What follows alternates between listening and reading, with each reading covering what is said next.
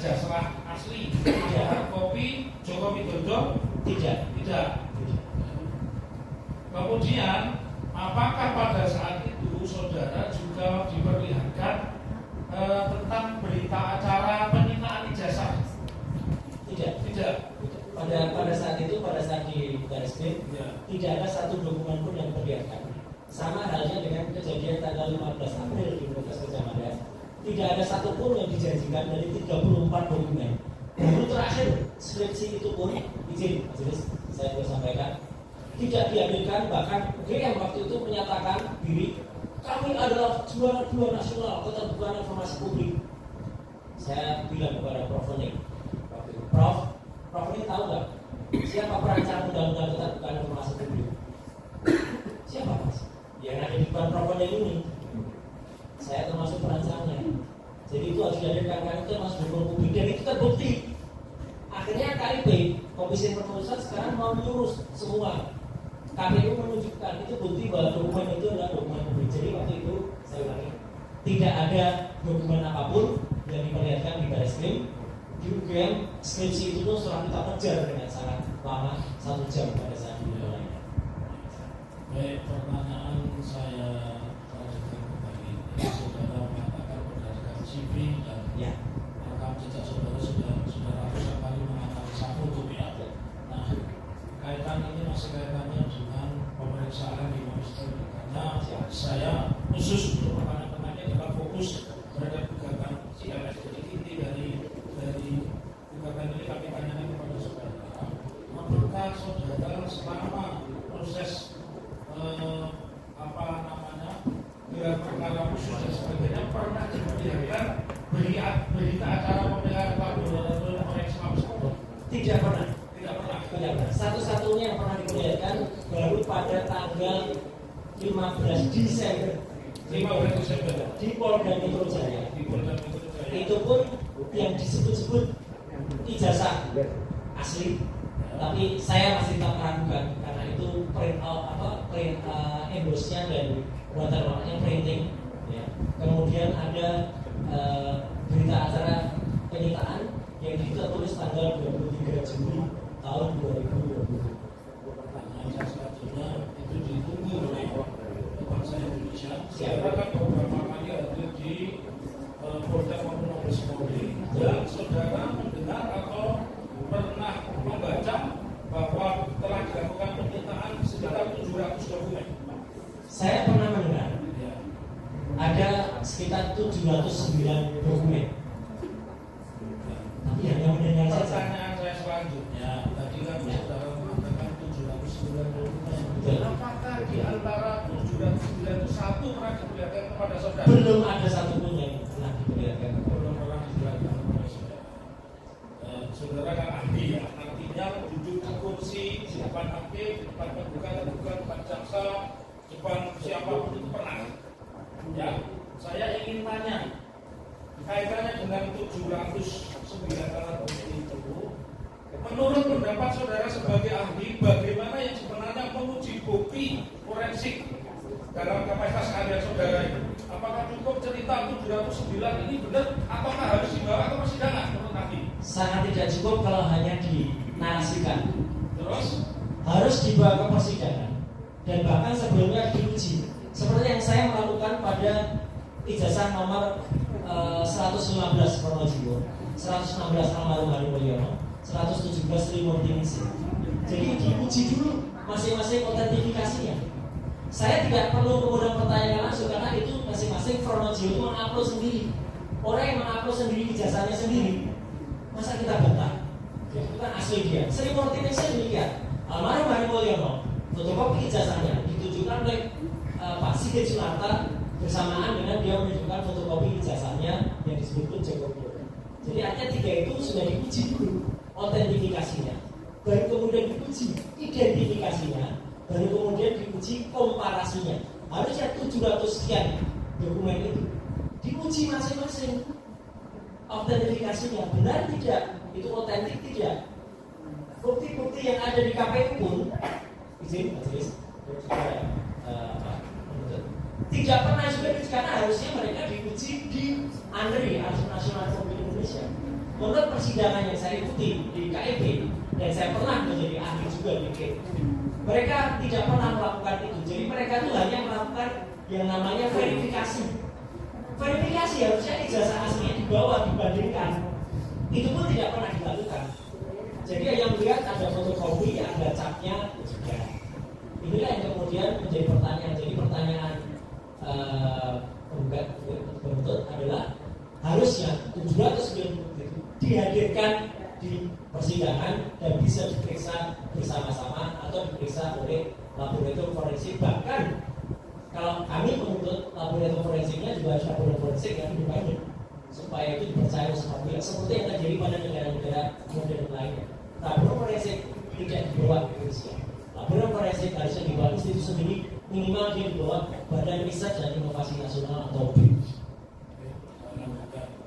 Dari pengalaman ini saudara terperiksa di depan pengadilan, jika demikian, apakah pernyataan asli yang diucapkan oleh kepolisian, entah kepolisian manapun itu sifatnya klaim sepihak? Saya tidak boleh mengatakan klaim sepihak atau tidak, ya. Tetapi itu tidak lawful, artinya tidak berdasarkan hukum. Harus ada buktinya, namanya barang bukti atau namanya gelar perkara. Kok tidak ada yang digelar? Gelar perkara hanya gelar pelosok saja. Tidak ada barang bukti yang digelar. Saya lanjutkan pertanyaan saudara. Ada yang mengatakan bahwa ketika saya menanyakan klaim sepihak, saudara menjawabnya harusnya bukan di depan persidangan. Pertanyaan saya dari setiap sidang yang pernah ada dan pernah ada di pusat sebagai ahli, apakah mekanisme seperti yang ditunjukkan oleh Mabes Polri itu benar ya? Tidak lazim, tidak lazim. Sependek pengetahuan saya, Mas Chris, kalau ada bukti, misalnya ada handphonenya dihadirkan, bukan hanya print outnya, handphonenya dihadirkan. Ijazah ini harusnya milik almarhum Bambang Budiarto dihadirkan, tapi karena itu pernah dihadirkan oleh adiknya langsung Pak Dosito, dan seizin yang bersangkutan, saya pun sudah menunjukkan karena dulu pernah dihadirkan. Nah, harusnya ijazah yang disebut ijazah Joko Widodo tadi harus ada di depan kita untuk bisa kita lihat seperti apa. Dan kalau dibandingkan selesai, saya kira sudah kita bisa uji bersama. Jadi pertanyaan siap. Saya lanjutkan kembali. Jika demikian, apabila dokumen yang dipersoalkan publik itu tidak pernah diuji pengadilan, menurut ahli, apakah itu berpotensi menimbulkan konflik dan ketidakpastian? Secara saya hanya bisa jawab secara teknologi. Ya, secara kapasitas ilmu Anda saja. Artinya dokumen itu tidak bisa diverifikasi, tidak bisa diidentifikasi, bahkan tidak bisa diidentifikasi. Artinya itu tidak bisa dipastikan. Sebuah dokumen yang tidak bisa dipastikan pasti akan menimbulkan persepsi yang berbeda-beda, dan itu di luar ranah. Karena ada seorang ahli, ketika Anda dihadapkan pada satu bukti yang seperti itu, Anda mengatakan apakah itu layak disebut bukti? Kalau buktinya tidak dihadirkan, dan saya selaku ahli yang dihadirkan, saya akan menolak untuk memeriksa mana yang buktinya. Kalau buktinya tidak ada, tidak boleh. Dan itu yang kemudian saya lakukan juga. Sebelum saya mendapatkan download gambar dari Dian Sandi Utama yang berbahasa berwarna, saya juga tidak berani memeriksa untuk kopi hitam putih apalagi terlibat yang ditunjukkan, meskipun itu merdeka. Tapi karena kualitas adalah bukan kualitas untuk diteliti, kita tidak perlu. Dian Sandi sudah mengatakan itu adalah asli. Dan pada pemberitaan selanjutnya dia pergi ke Solo, ke sini, dan minta izin kepada katanya yang punya ijazah itu, dan yang punya ijazah mengatakan dia itu memang ijazah saya.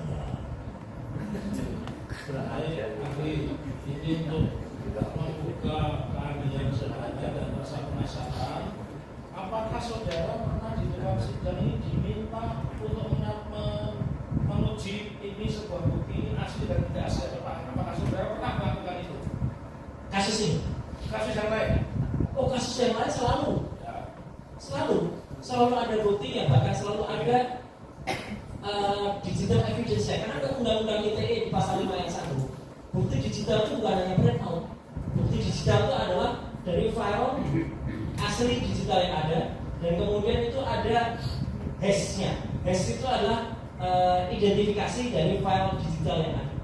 Jadi kapasitas Anda diminta untuk menguji, berarti barang yang diuji yang asli atau tidak asli dihadapkan di depan saudara. Dihadapkan sehingga kita bisa menguji yang asli dibandingkan yang tidak asli. Hasilnya adalah satu asli, satu tidak asli, atau tidak asli dua-duanya.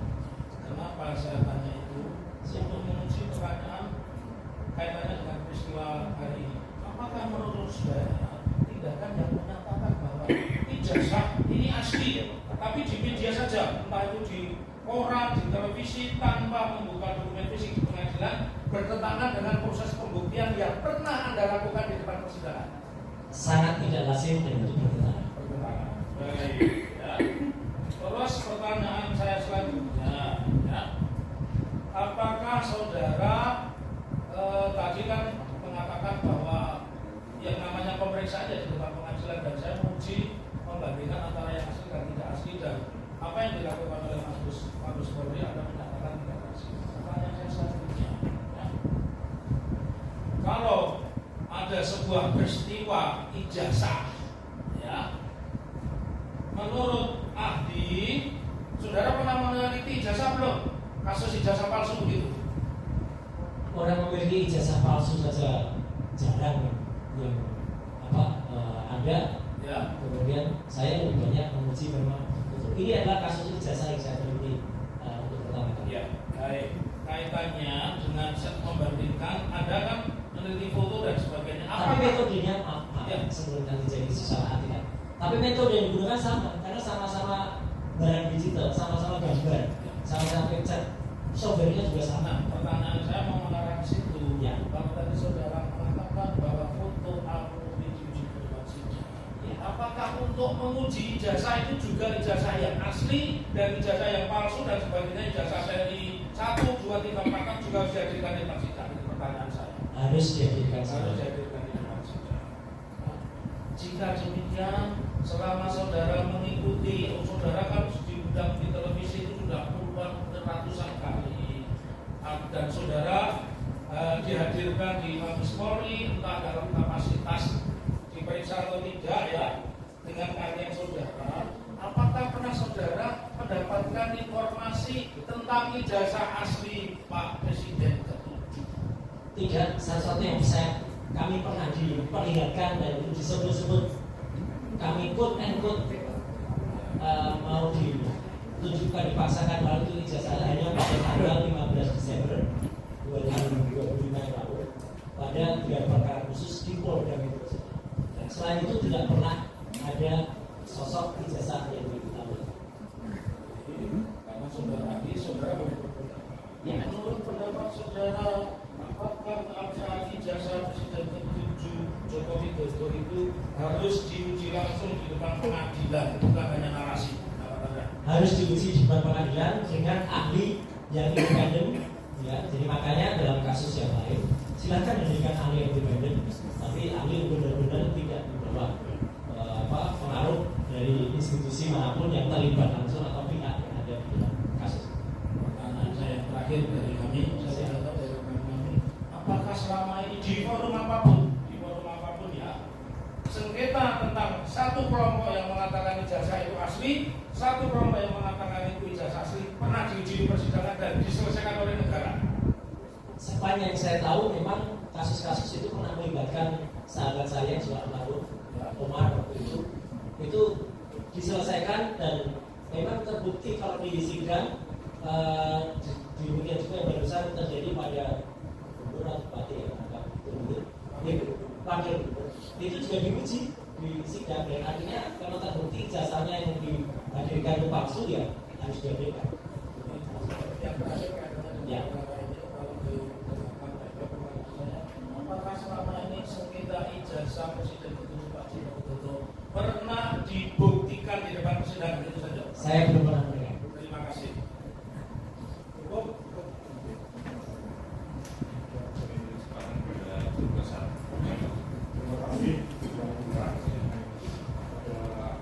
Pak Suryo, ya. Jadi saya ingin menanyakan bahwa pendapat yang saudara kemukakan berdasarkan tesis. Itu dengan kata lain merupakan hasil penelitian yang telah saudara lakukan berkaitan dengan ijazah Bapak Jokowi. Nah, kalau saya memperhatikan atas kesimpulan saudara memberikan kesimpulan bahwa skripsi tidak diuji